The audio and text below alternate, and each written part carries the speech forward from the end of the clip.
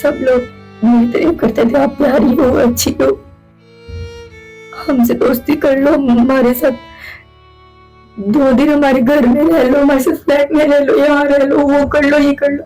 लेकिन जब मैं शादी की बात करती थी सब छोड़ के चले जाते थे। कोई नहीं कहता था कि मैं तुम्हें अपनी इज्जत बनाऊंगा, मैं तुम्हें अपनाऊंगा, तुम मेरी इज्जत बनाओ। नहीं, वक्त गुजारने के लिए बस।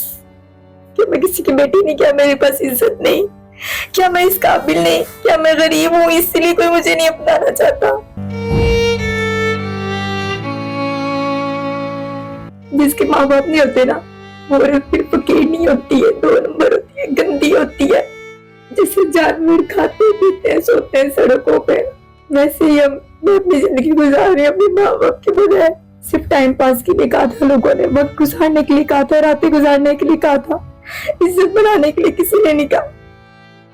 अब तो दिल करता है कि किसी को अपना जिस्म दे की जिंदगी गुजार। क्या मैं इस काबिल नहीं हूँ कि मैं किसी की इज्जत बन सकूं? क्या मैं इतनी बुरी हूँ?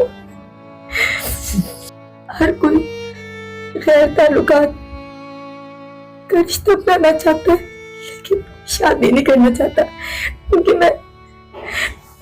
मैं गरीब हूं ना, इसीलिए। कौन गरीब से शादी करेगा? कौन इस जैसे लड़की से शादी करके अपनी जिंदगी बर्बाद करेगा?